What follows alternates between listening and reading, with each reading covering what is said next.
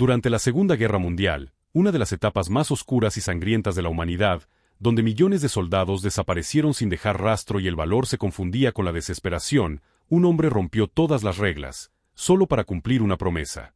Esta es la historia real del soldado que volvió al campo de batalla no para matar, sino para enterrar a su amigo. Una historia que revela que, incluso en el infierno, aún puede florecer la lealtad. El invierno de 1944 había congelado los huesos del mundo. En las colinas de las Ardenas, la nieve cubría los cuerpos como un sudario blanco.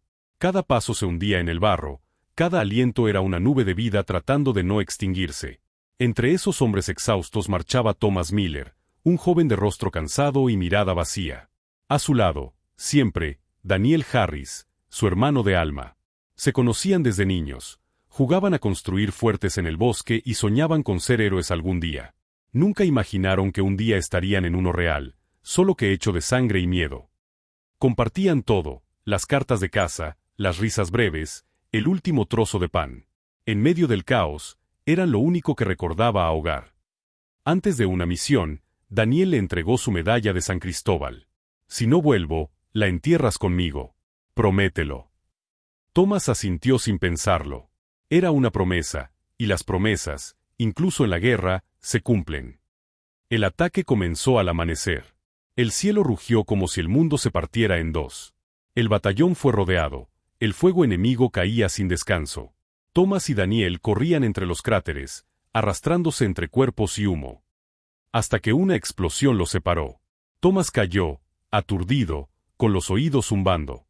Cuando el polvo se disipó, vio a Daniel tendido, inmóvil, con la medalla aún en su cuello. Corrió hacia él, pero una voz lo detuvo. Miller, retírese, nos están rodeando. Gritó el nombre de su amigo, 1, 2, 10 veces. Nada. Solo o el eco del viento. Esa noche, Thomas no habló con nadie. Mientras el resto dormía, él seguía despierto, mirando la medalla que ahora colgaba en su cuello. Cada relámpago le recordaba la promesa que no había cumplido. Al amanecer, tomó su mochila, una pala y una cruz de madera improvisada. Sabía que lo que iba a hacer era una locura, pero el alma a veces no entiende de órdenes. Avanzó solo, entre la niebla, esquivando los restos de un mundo que ya no existía. El aire olía a metal y ceniza. Los árboles estaban carbonizados, los cascos enterrados en el barro. Pasó junto a cuerpos que no tenían nombre. Nadie lo detuvo, nadie lo vio. La guerra era tan grande que un hombre solo podía perderse en ella. Cada paso era más pesado. Cada sombra parecía un enemigo.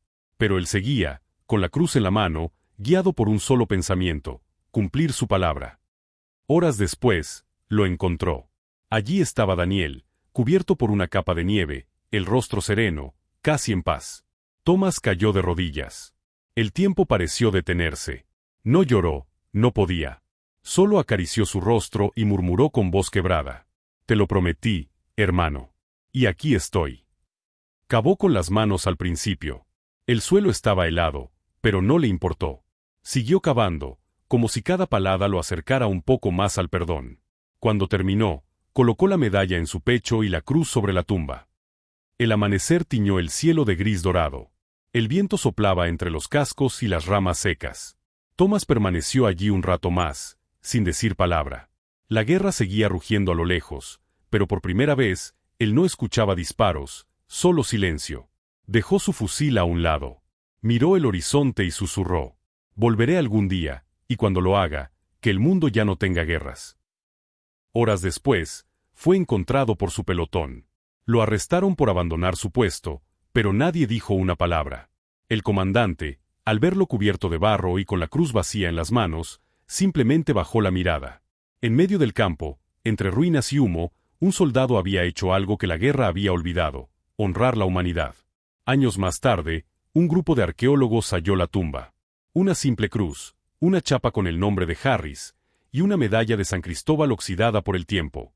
Junto a ella, una inscripción grabada a cuchillo en la madera: aquí descansa mi hermano. No de sangre, sino del alma. Nadie supo qué fue de Thomas. Algunos dicen que murió en otra batalla, otros que regresó a casa y nunca volvió a hablar de la guerra.